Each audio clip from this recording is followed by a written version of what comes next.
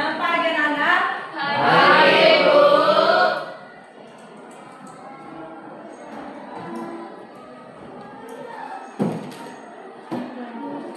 Sebelum kita mulai pelajaran kita, mari kita berdoa dulu sama-sama.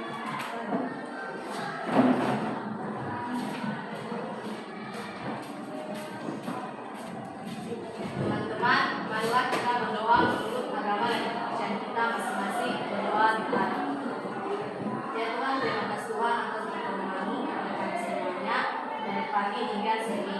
Tuhan, sebentar lagi kami akan mulai mata pelajaran kami. Berkati kami Tuhan, agar kami dapat mengikuti setiap pelajaran yang diberi oleh Bapa yang kami. Doakan dari kita sempurna seperti Maria. Amin.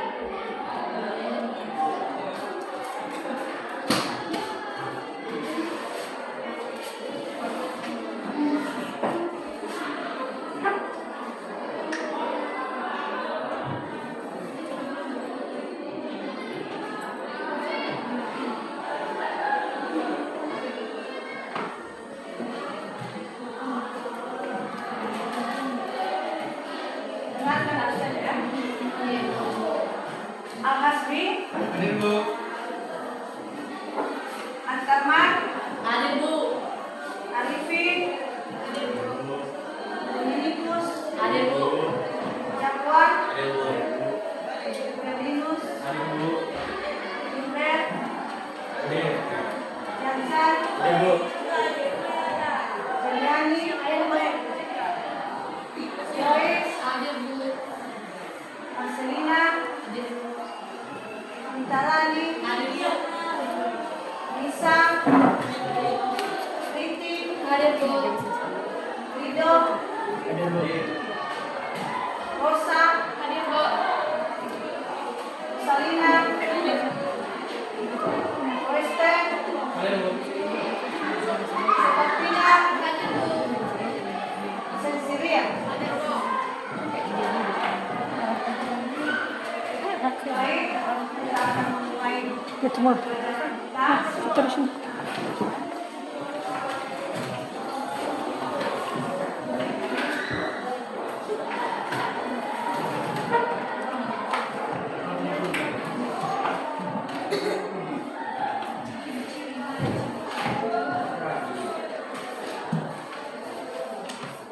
Baik, pada minggu sebelumnya kita masuk pada pertemuan terhadap norma dan selesai kita pada bagian A. Sekarang bagian B, arti penting norma dalam kehidupan bermasyarakat dan bernegara.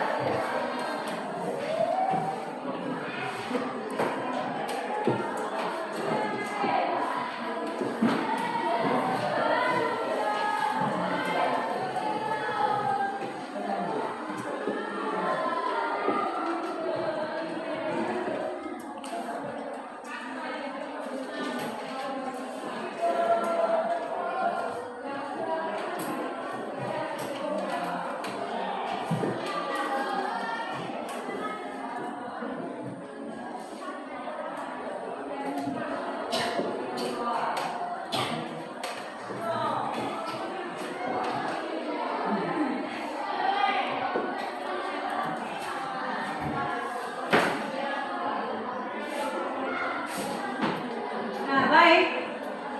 Sebelum kita masuk kepada arti penting norma dalam kehidupan bermasyarakat dan bernegara.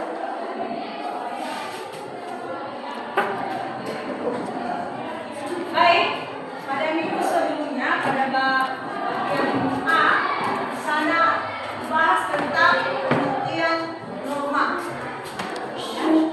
Bahas tentang pengertian norma. Jadi norma itu adalah fondasi, ya, kaidah, peraturan yang ada baik itu di masyarakat maupun di negara. Jadi tanpa ada aturan, tanpa ada norma, nah di dalam baik itu di dalam masyarakat, di dalam sekolah, apalagi dalam negara, kalau tidak ada norma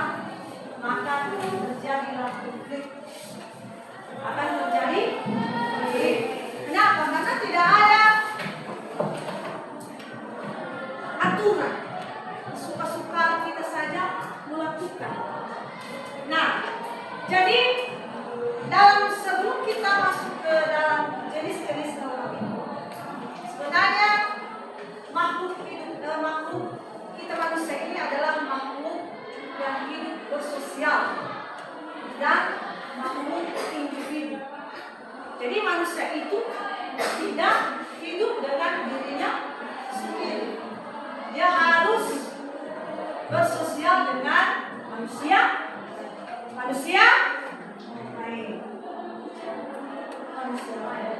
Jadi di dalam norma ini kita akan bisa melihat dari tujuan pembelajaran tentang norma supaya manusia atau masyarakat atau negara atau bangsa bisa hidup harmonis.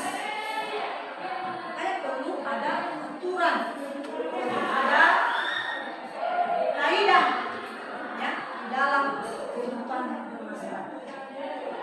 Nah, jadi di dalam norma ini kita akan membahas pada minggu sebelumnya ada 4 macam norma ya. Tahu jenis-jenis norma ya? Ya.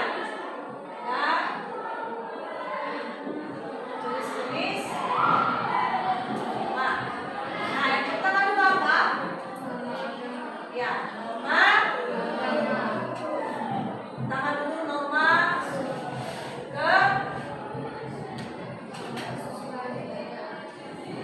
kedua norma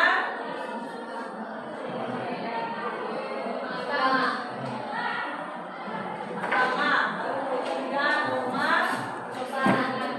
kesukaan.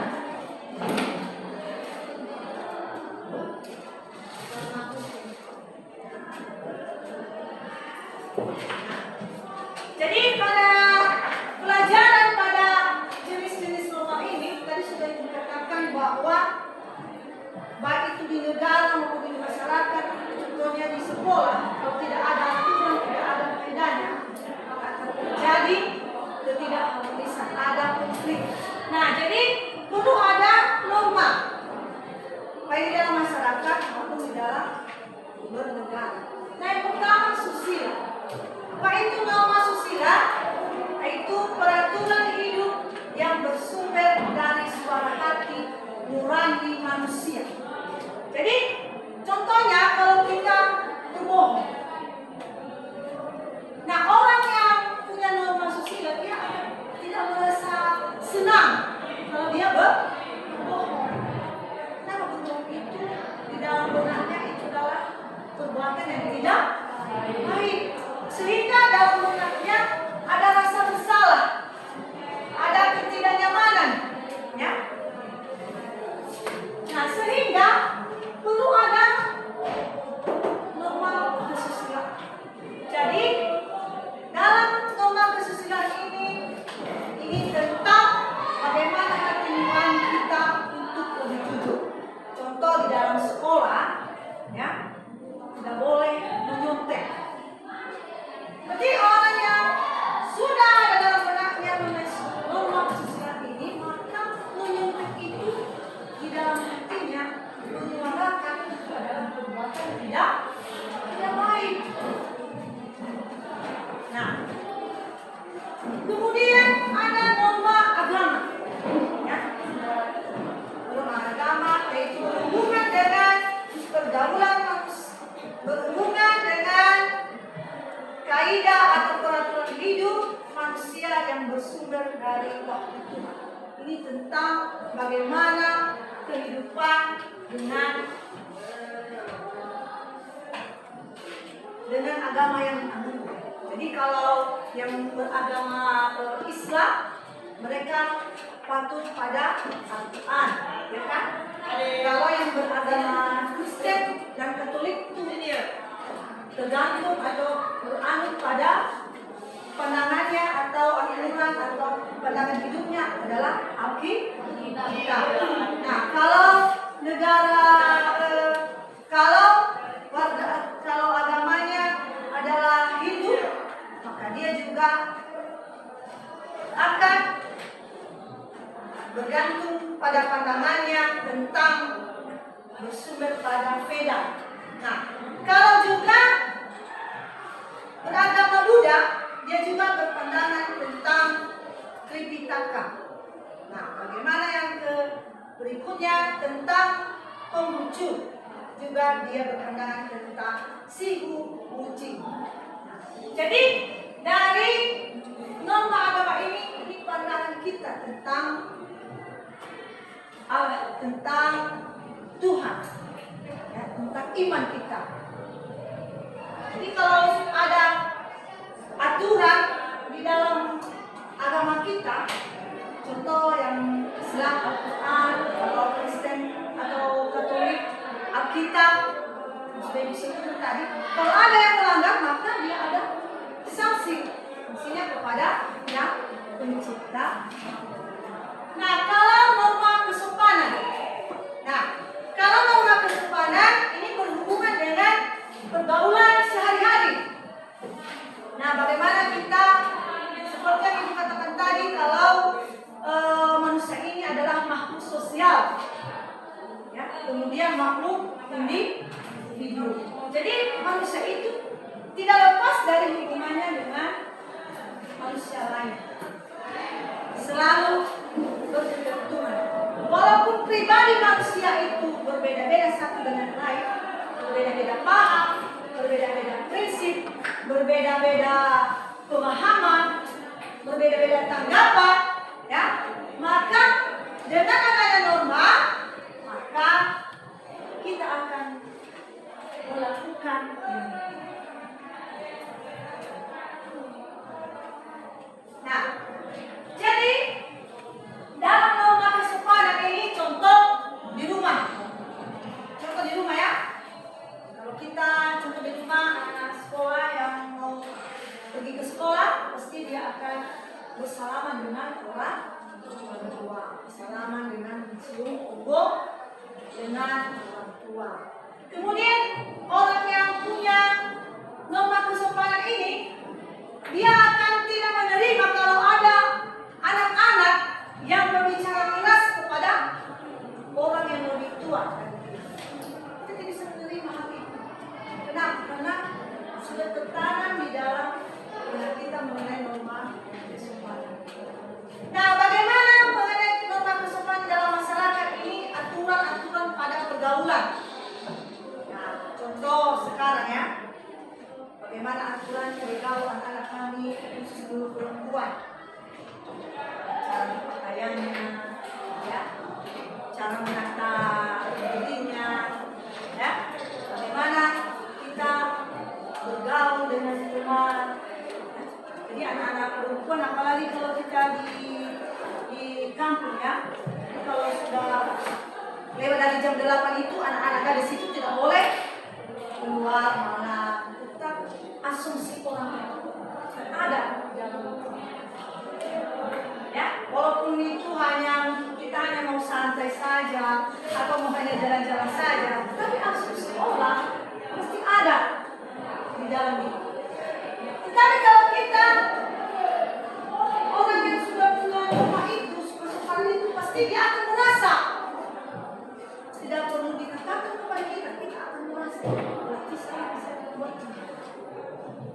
Begitu juga anak-anak kami laki-laki, ya, bagaimana juga dalam berteman, bergaul, kita bisa melihat teman kita yang membangun jiwa kita, bukan teman kita yang merusak jiwa kita, merusak masa depan kita. Nah, contoh si A ini berteman dengan si B. Nah, kalau si B ini orangnya baik, sopan, tidak merokok, atau tidak keluar secara. Nah, bagaimana juga teman kita yang kerjanya merokok?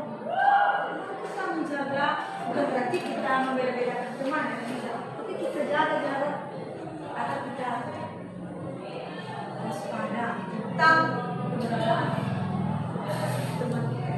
Nah, jadi di dalam pergaulan kita harus melihat bagaimana juga tata cara berpakaian. Dan banyak semua ya, anak remaja yang masih SMP atau masih SMA, mereka pergi ke pasar dengan celana pendek, ya. Itu tidak etis lagi itu masa pergi di pasar dengan memakai celana pendek. Kenapa? Jadi tidak ada etika di dalam dirinya. Ya, dia tidak bisa menjaga dirinya. Ya, tidak bisa menjaga dirinya. Kemudian bagaimana juga kalau kita tata cara kita berbicara kepada orang. Contoh, ibu sekalian pergi ke kantor. Nova, kita pinjam rezeki bersama ibu. Wah, bagaimana tata cara bicara? Kita bicara dengan sopan, bu, permisi bu, kata ibu Wah, itu mau pinjam spidol. Kita harus melihat tata cara bicara, ya, namanya norma kesopanan. Kemudian berikutnya lagi, bagaimana tata cara kita bertamu di rumah orang.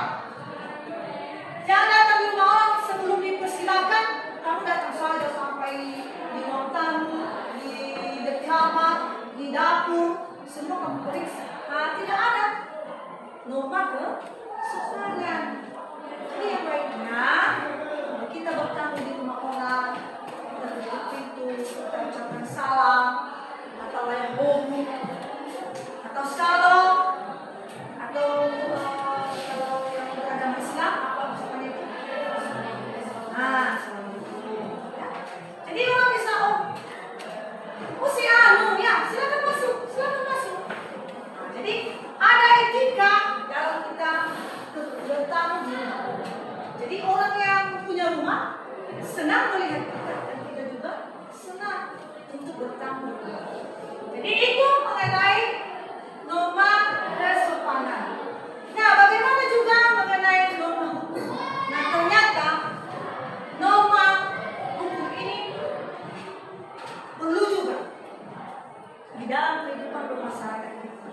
Ya, kalau norma hukum ini menyangkut tentang peraturan mengenai tingkah laku manusia di dalam bergaul di dalam masyarakat.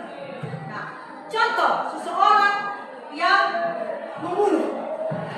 Nah, diterapkan dia pidana, berikan sanksi, dan itu ada di sana, ada polisinya, ada jaksanya, ada hakimnya. Nah, orang itulah yang akan menentukan hukuman orang yang berkelakuan tadi membunuh. Nah, kemudian contohnya di sini tentang pelanggaran hukum lagi, korupsi. Ya. Nah, bagaimana orang yang korupsi? Maka perlu juga diterapkan hukuman. Kemudian bagaimana merusak hutan? Tidak terjadi negosiasi dalam hutan itu. Perlu juga hukum tegas. Itu merusak, ya, bukan memelihara, tapi merusak. Merusak untuk kepentingan dirinya sendiri. Nah, jadi itu mengenai jenis-jenis norma. Jadi ingat ya, ingat norma tadi, kemudian ingat jenis-jenisnya ada 4. Sekali lagi, jenis-jenis norma yang pertama norma kesusilaan, kedua norma agama, ketiga norma kesopanan, keempat norma hukum. Jadi setelah kita mengetahui jenis-jenis norma ini, apa pentingnya norma ini di dalam kehidupan masyarakat? Nah, itulah materi kita. Apa pentingnya atau arti pentingnya norma dalam kehidupan bermasyarakat dan bernegara? Yang pertama adalah norma ini adalah sudah dikatakan sebelumnya bahwa membuat kita mengetahui aturan, membuat hidup kita harmonis, membuat perbedaan-perbedaan kita, karena manusia ini ya, individu kan tadi sudah dikatakan bahwa manusia adalah makhluk sosial dan makhluk individu. Nah, tentu kalau manusia individu itu, ya, tentu yang lain satu dengan yang lain akan berbeda-beda paham, berbeda-beda pendapat, berbeda-beda tanggapan.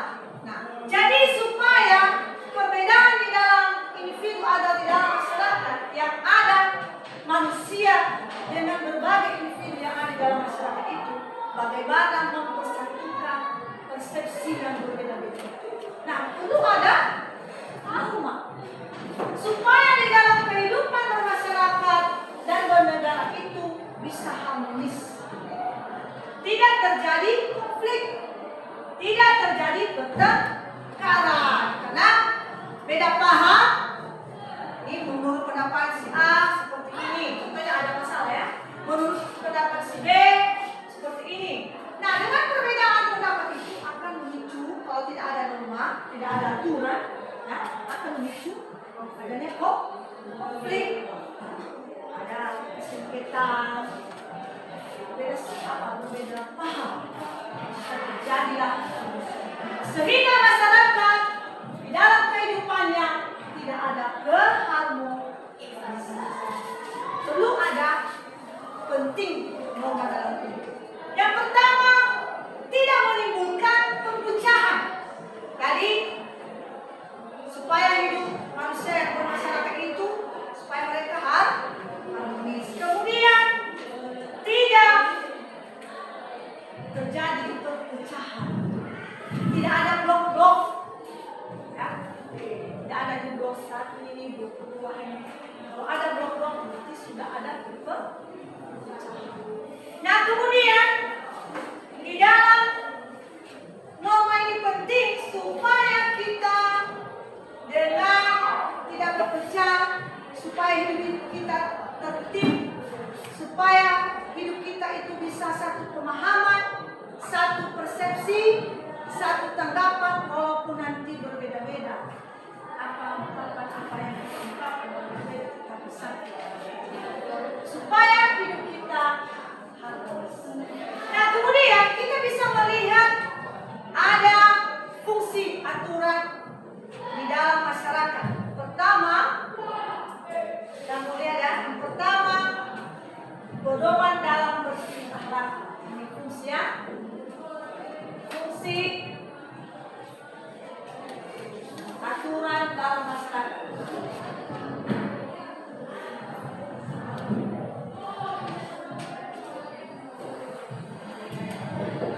Pertama, pedoman dalam bertingkah laku.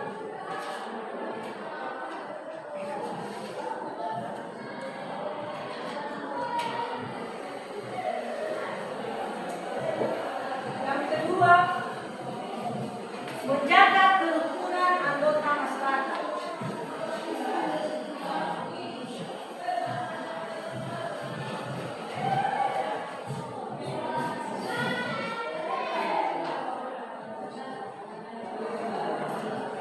Yang ketiga, sistem pengendalian sosial.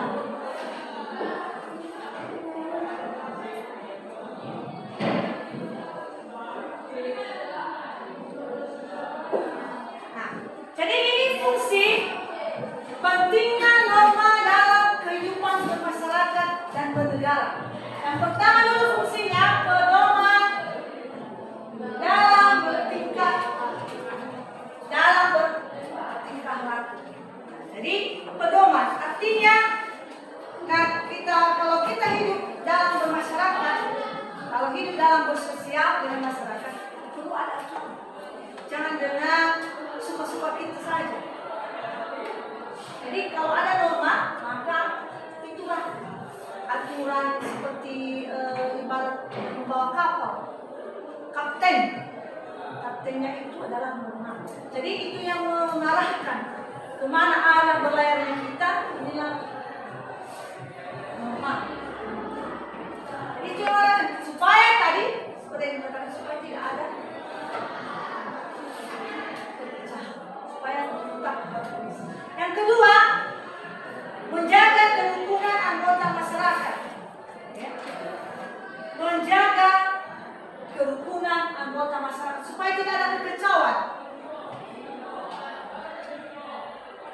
tidak senang dengan ini sudah kelahi.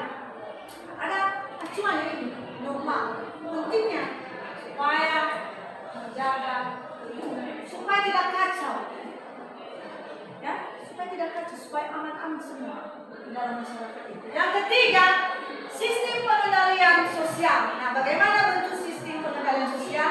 Yaitu tingkah laku anggota masyarakat diawasi dan dikendalikan oleh aturan yang ada. Ya, berarti apa yang kita lakukan? Kita dikendalikan, direm. Ibarat naik mobil atau naik motor, kita direm. Nah, contohnya kita mau jalankan motor, tidak tahu kita mana arahnya, atau mau kita tabrak saja toko orang atau rumah orang, nah, ada remnya. Oh, itu pengendalian. Nah, ini sistem pengendalian sosial di dalam masyarakat. Itulah pentingnya norma dalam kehidupan bermasyarakat. Kalau sudah tercapai, sudah kita lakukan hal itu, maka negara kita atau masyarakat itu kan aman. Nah, contoh lagi kalau di sekolah, ya, apa yang membuat kita di sekolah bisa betah dari jam 7 ya, dari rumah, atau setengah 7 lewat 15 menit dari rumah ke jalan sampai di sekolah, bisa bertahan sampai setengah 2 baru pulang. Karena sudah ada aturan di semua itu. Kenapa dari jam pelajaran sekolah sampai jam terakhir tidak ada istirahat? Belajar saja. Kenapa tidak? Karena sudah aturan. Jadi ada waktu untuk belajar, ada waktu untuk istirahat, ada waktu untuk pulang kembali. Jadi semua sistem di dalam kehidupan kita itu ada yang mengendalikan. Nah, berikutnya, nah di dalam kehidupan bersosial itu memang kita hidup, ya, manusia ini hidup, berkembang, bergantung dengan manusia lain. Jadi, kalau kita, contohnya kita sakit, tidak mungkin kita yang merawat kita yang sakit, yang merawat, tidak kan? Kalau sakit, siapa yang merawat? Siapa yang memberi obat? Siapa yang meriksa? Merawat. Ada orang lain yang menangani kita sampai di rumah sakit. Nah, jadi di dalam norma-norma ini, ya, nah di dalam kehidupan masyarakat atau bernegara diatur oleh norma hukum. Jadi kalau masyarakat ini yang menentunya, ya, karena masyarakat ini individu kan manusia. Juga negara ini manusia juga di dalam, hanya agak besar. Tetapi kalau masyarakat norma sosial, agama, kesopanan, budaya, kalau negara salah kita lakukan, hukumnya akan menegak.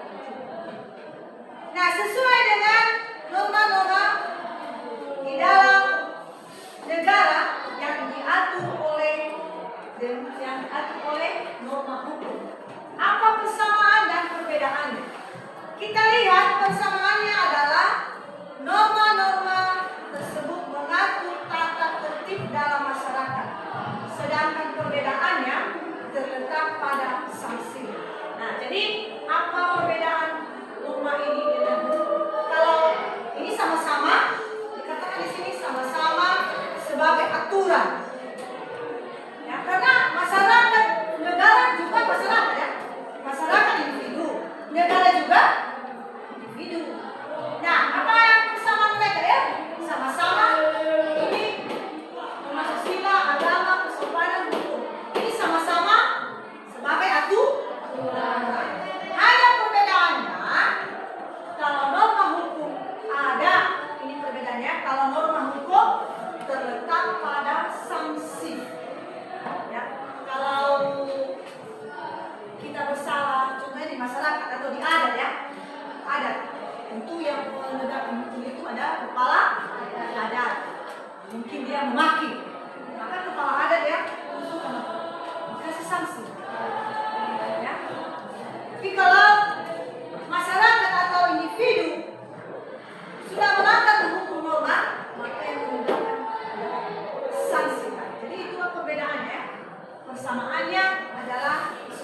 aturan, ya.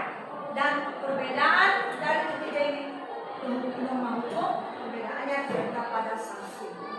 Nah, kita bisa kembali melihat tentang pasal 1 ayat 3 pada Undang-Undang Dasar 45. Lihat di buku ya. Negara Indonesia adalah negara hukum. Apa yang dimaksud dengan negara hukum?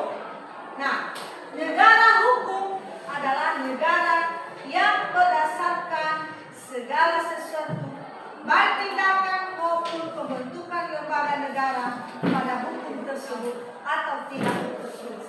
Nah, jadi di dalam norma hukum ini ada hukum tertulis dan ada hukum tidak tertulis. Kalau hukum tidak tertulis ya seperti di dalam masyarakat tadi, kalau ada yang memaki atau ada yang berkelahi, maka akan diberikan hukuman yang ditentukan oleh kepala adat. Kalau di negara, kalau masyarakat atau individu melanggar hukum itu, maka negara akan ada di sini, yaitu negara hukum, negara yang berdasarkan segala sesuatu, baik tindakan maupun pembentukan lembaga negara tertulis dan tidak tertulis.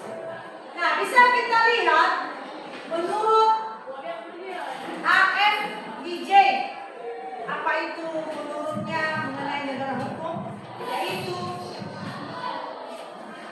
hukum supervise of law. Dalam arti tidak boleh ada kewewenang sehingga seseorang warga boleh dihukum jika melanggar hukum. Ya.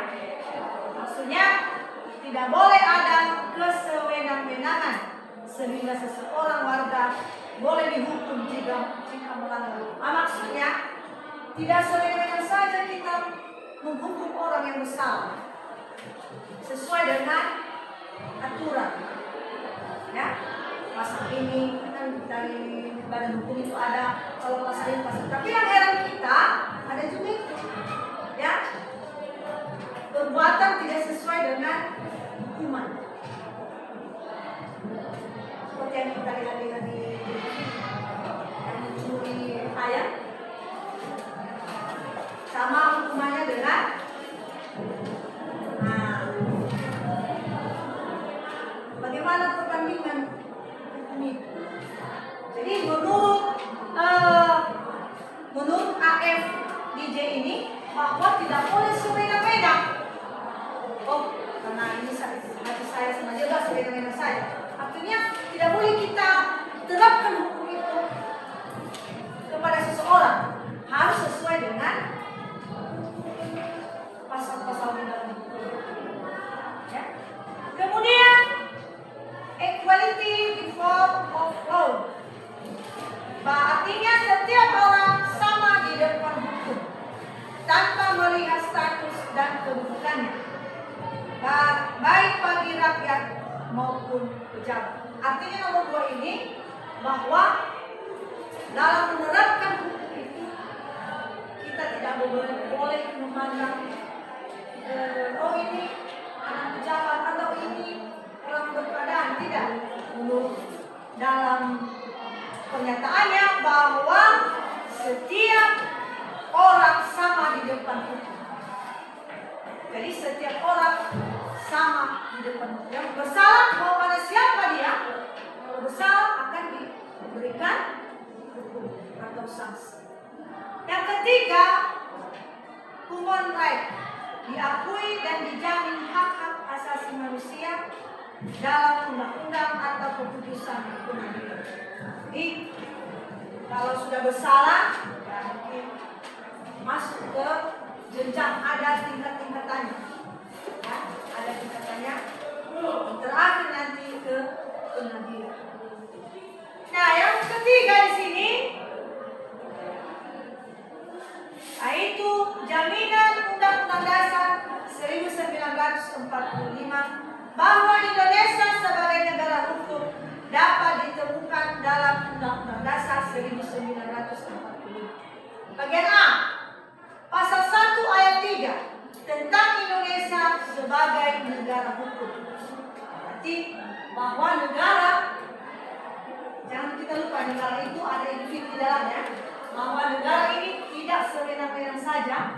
dalam atau masyarakat atau individu yang ada di dalam negara tidak sewenang-wenang di dalam melakukan tindakannya. Harus sesuai dengan aturan, harus sesuai dengan kaidah, harus sesuai dengan aturan yang ada di negara. Contoh negara kita, ya, ada aturan tidak boleh kita menghina agama orang.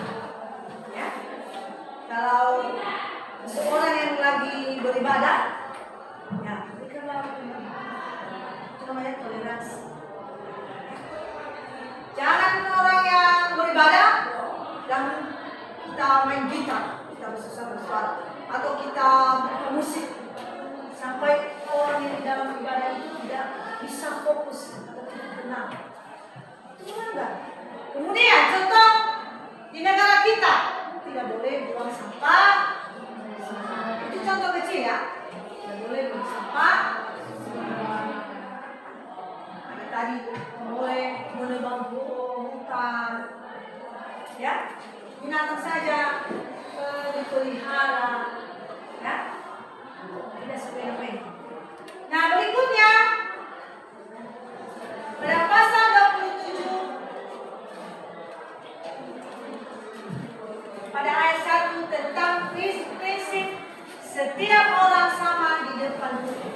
Nah, jadi itu hukum yang ada di negara kita. Nah, berikutnya hukum memiliki sifat memaksa dan mengatur. Jadi hukum yang ada di negara itu ada sifatnya memaksa dan mengatur kita. Seperti di dalam bawa contoh, kalau kita bawa kendaraan harus pakai helm. Apalagi contoh yang lain, kalau membawa motor jangan nunggu-nunggu lihat lalu lintas, ya itu aturan. Jadi memaksa kita, padahal jiwa kita tadi menggubu-gubu. Contohnya mau bawa motor yang gas-gas itu kan mau kencang kita buat motornya, kita dipaksa jangan, ada aturan. Jadi hukumnya di negara kita itu memiliki sifat memaksa kita dan mengatur.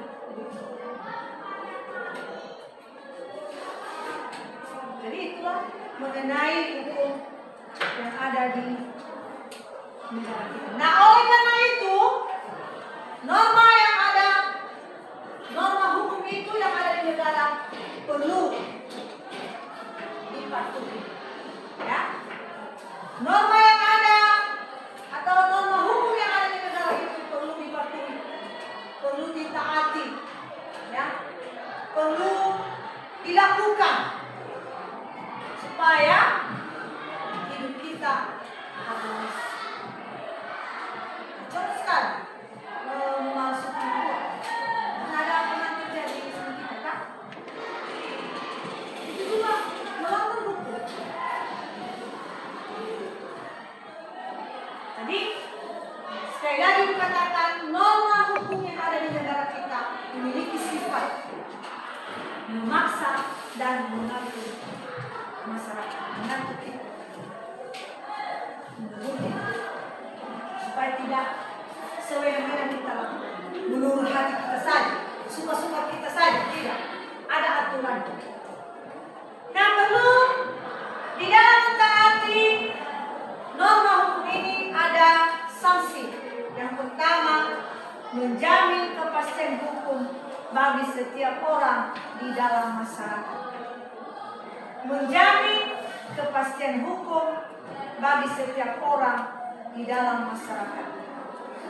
Ya, menjamin kepastian ya, menjamin kepastian hukum bagi setiap orang yang ada di dalam masyarakat. Yang kedua, menjamin ketertiban, ketentraman, kedamaian, keadilan, kemakmuran, kebahagiaan, dan kebenaran. Berikutnya, menjaga agar tidak terjadi perbuatan main hakim sendiri dalam kehidupan masyarakat. Nah, jadi perlu kita taati Ya, perlu kita menaati aturan hukum yang ada di negara kita. Ada beberapa poin perlu kita menaatinya. Pertama, menjamin kepastian hukum bagi setiap orang di dalam masyarakat. Kemudian menjamin ketertiban, ketentraman, kedamaian, keadilan dan kemakmuran, kebahagiaan dan kebenaran. Dan berikutnya, menjaga agar tidak terjadi perbuatan main hakim sendiri. Jadi tidak ada aturannya atau keinginan kita sendiri. Yang salah dengan kita balas. Contohnya dia mencuri pisang kita, maka kita juga mencuri pisang. Tidak boleh seperti itu. Itu contoh kecil ya. Tapi yang banyak, seseorang yang mencuri harus memberikan sanksi kepada dia. Seseorang yang maki-maki harus memberikan sanksi kepada dia. Seseorang yang berkelahi, suka berkelahi, harus memberikan sanksi kepada dia. Jangan dia berkelahi dengan kita berkelahi, sehingga bisa kehidupan kita tidak akan aman, kehidupan kita tidak akan tentram. Jadi bagaimana supaya hidup kita ini damai? Bagaimana supaya hidup kita ini benar? Bagaimana hidup kita ini tentram? Bagaimana hidup kita ini dapat aman? Maka perlu kita mentaati norma. Itulah pentingnya norma di dalam masyarakat dan ya. Jadi dari penjelasan mengenai norma penting dalam kehidupan masyarakat dan bernegara harus kita lakukan di dalam kehidupan kita sehari-hari. Sudah banyak dikasih contoh, sudah banyak dikasih pemahaman tentang bagaimana di rumah saja, jangan kamu di negara, di rumah saja juga ada norma kita di rumah ya. Ada aturan kita di rumah? Ada. Di sekolah ada aturan? Ada. Datang ke sekolah tepat waktu. Yang terlambat akan dikena sanksi aturan. Aturannya lagi apa? Setiap siswa harus belajar. Yang tidak belajar akan diberikan sanksi. Aturannya lagi apa? Kita pulang nanti juga sesuai dengan waktunya. Tidak boleh pulang sebelum waktunya tiba, maka anak tersebut akan dianggap dia cabut les. Maka cabut les itu melanggar aturan kan? Maka dia akan dikenakan. Jadi di mana-mana ada aturan, ya. Baik kelompok kecil di rumah, di sekolah, bermasyarakat, bernegara, semua ada aturan. Ya? Ada aturan. Sekali lagi bertanya, apa pentingnya aturan itu? Ya, pentingnya aturan apa? Ada yang bisa menjawab. Pentingnya aturan di dalam kehidupan kita. Supaya apa?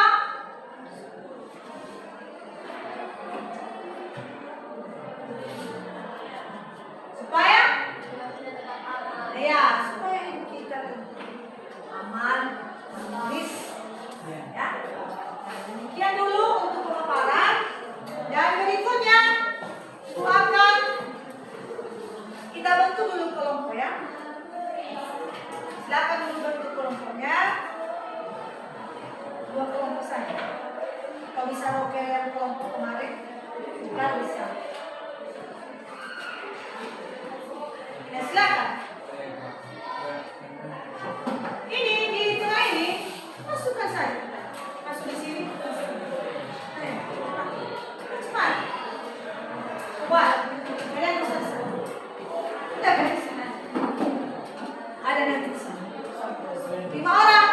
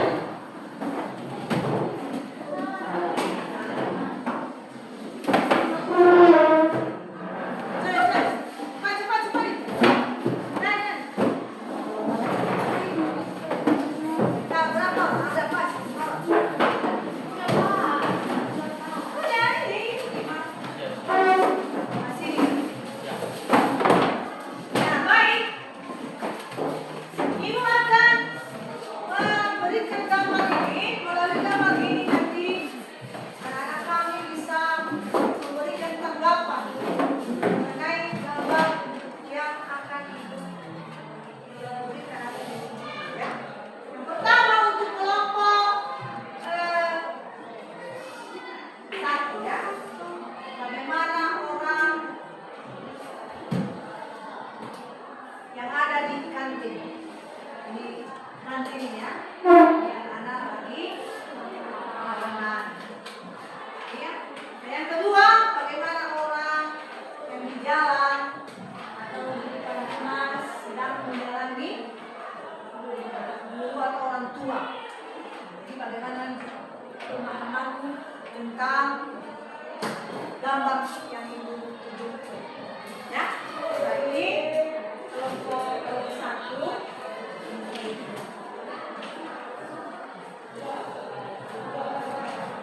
Baik, silakan dulu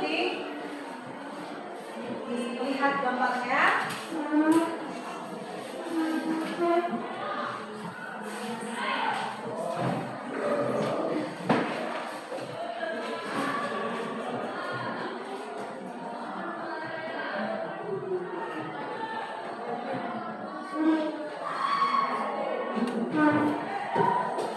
Kalau di dalam kantin ini, gimana kalau ada yang melanggar aturan bersih?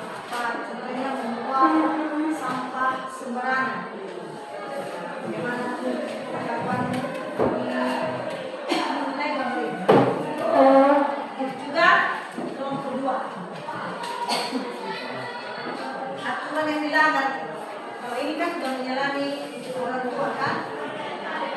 Gimana kalau ada norma yang ada di dan silakan berebut dengan teman. Silakan berebut.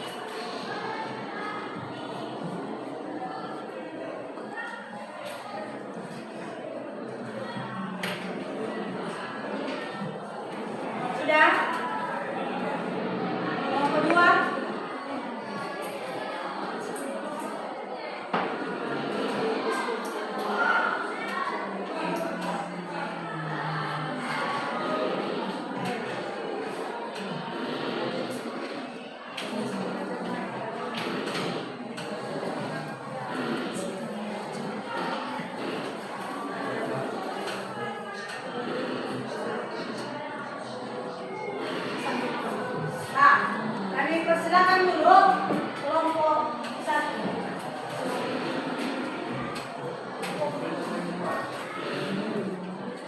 Baik, kami dari kelompok 1 akan mempresentasikan hasil dari tugas kelompok kami. Jadi menurut tanggapan kami dari kelompok 1 tentang mengenai gambar ini, yaitu jika ada yang melanggar aturan seperti membuat kekacauan dan membuang sampah sembarangan, kantin sekolah tersebut pasti tidak akan tentram dan aman, dan pasti akan banyak lalat yang menghingga, dan kantin tersebut pasti akan kotor dan tidak bersih dan tidak higienis. Jadi menurut kami kita harus selalu menjaga norma-norma dan aturan yang berlaku supaya tidak terjadi konflik dan tetap harmonis. Baik, terima kasih. Ya, tangan untuk kelompok. Terima kasih. Untuk sekarang kelompok 2.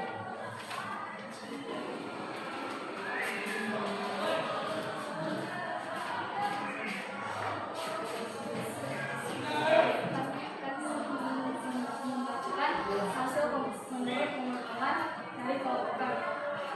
Dalam gambar ini, menurut pendapat kami tentang gambar ini adalah sikap yang bisa kita contoh adalah anak-anak sekolah di dalamnya memiliki sifat sopan dalam menjalani seseorang atau orang yang lebih tua dari diri. Sekian dan terima kasih. Ya.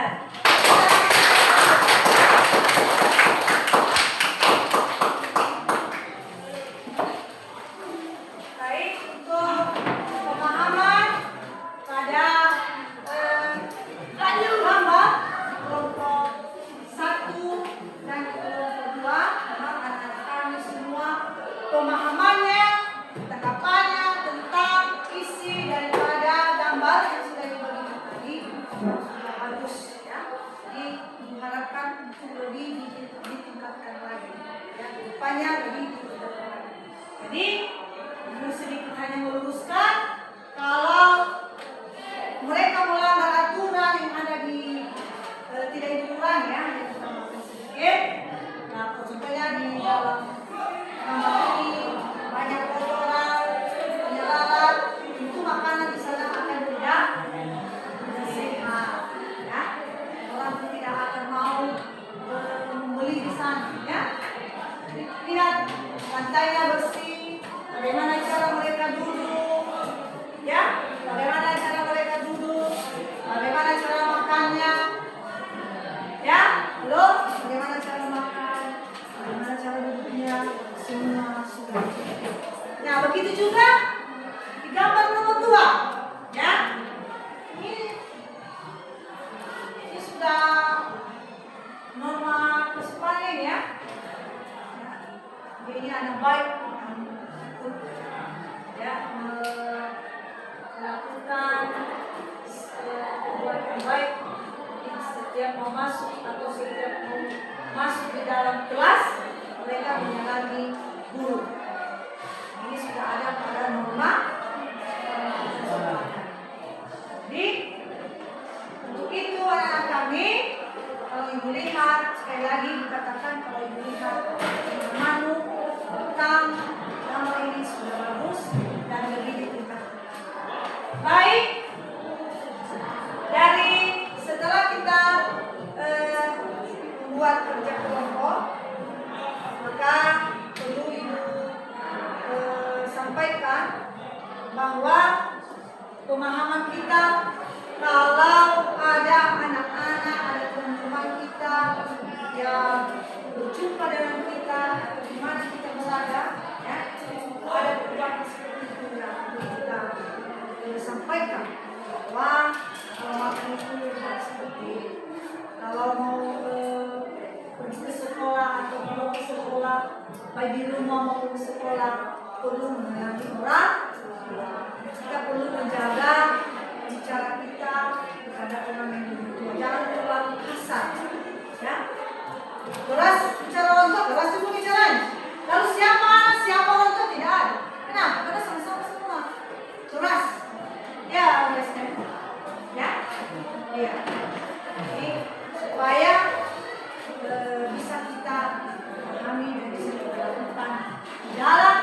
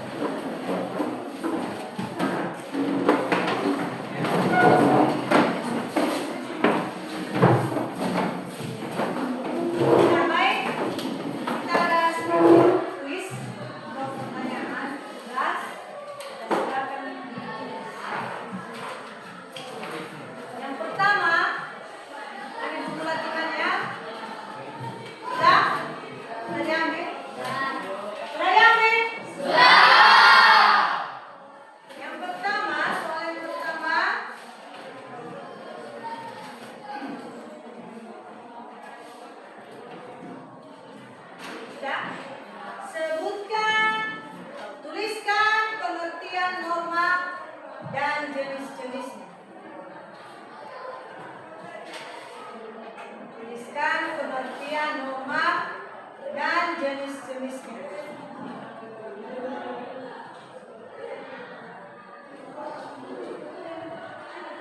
Nomor 2, mengapa norma dibutuhkan? Mengapa norma dibutuhkan dalam kehidupan sehari-hari? Mengapa norma dibutuhkan dalam kehidupan sehari-hari? Itu nomor 2 ya. Nomor 3, apa yang terjadi? Apa yang terjadi jika dalam sebuah masyarakat? Apa yang terjadi jika dalam sebuah masyarakat tidak ada norma? Apa yang terjadi jika dalam sebuah masyarakat tidak ada norma? Nah, silakan dikerjakan ya.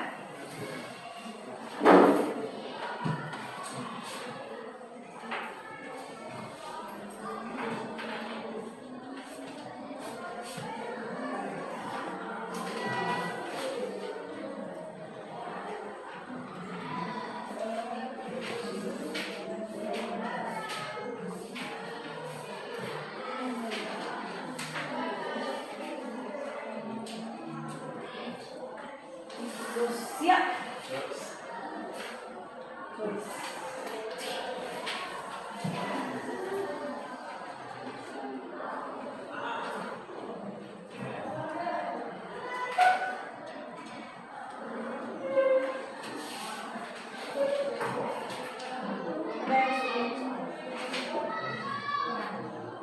Bisa dijawab ya. Kamu ini bisa dijawab.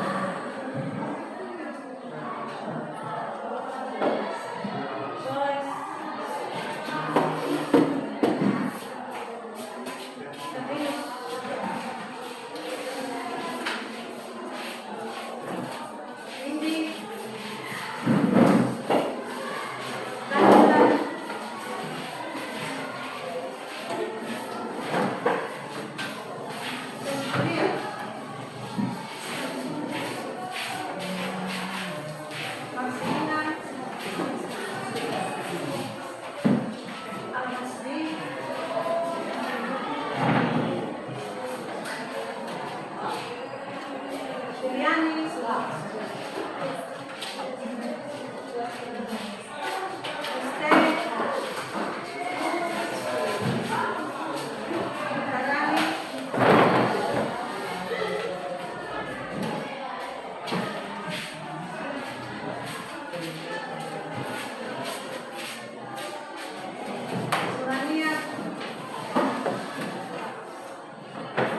Rosalina.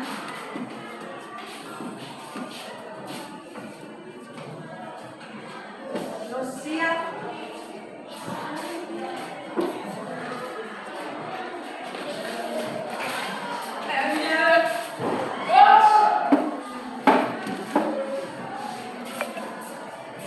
Rosa.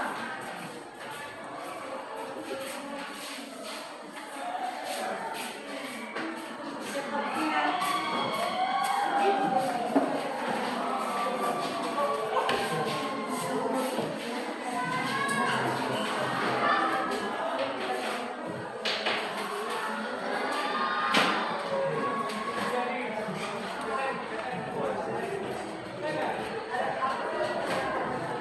nah, baik.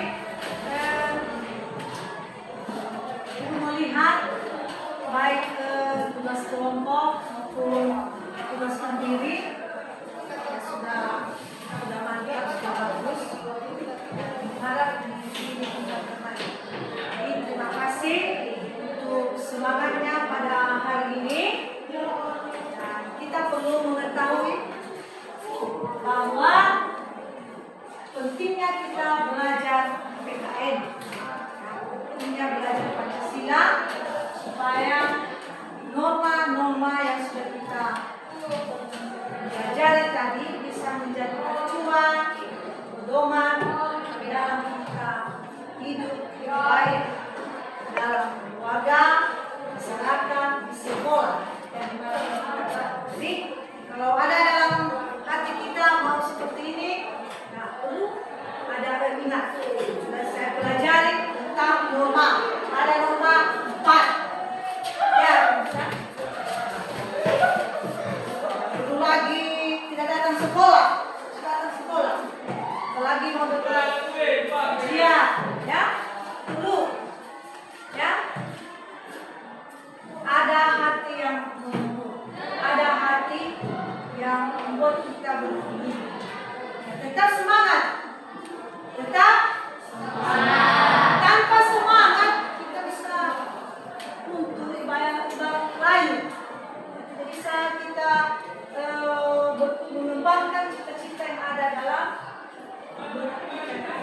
diri. Percaya bahwa kita semua ini punya cita-cita, kan? Punya. Jadi itulah yang membuat kita acuan kita. Ya, kalau di rumah aturan jam 5 itu masih di tempat tidur, kan? Ya, masih mau tidur. Tapi karena ada tujuan kita, ada cita-cita yang kita raih, kita tanggalkan itu. Dan kita rasa ngantuk, tetap semangat. Baik, sebelum kita menutup dulu,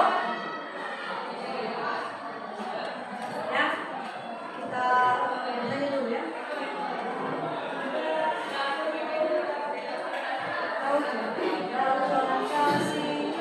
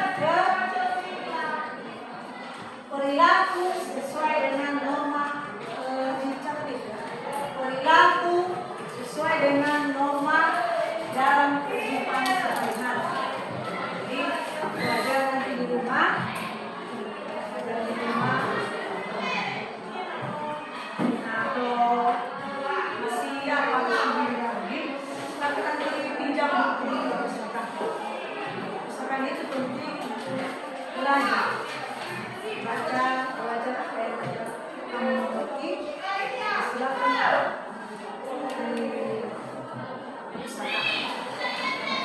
usahakan juga setiap ya di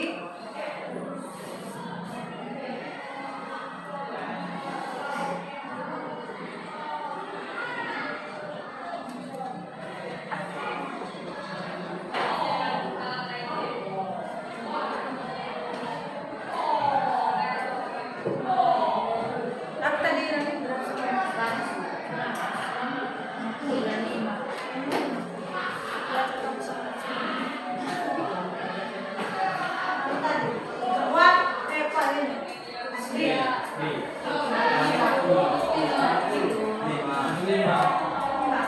Lanjut kamu sama ini ya. Di ganteng.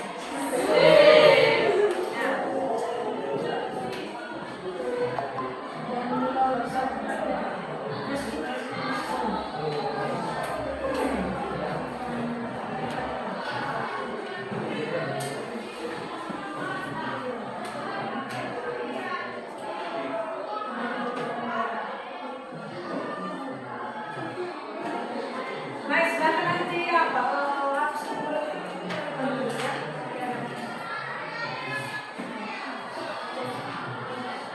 Terus paket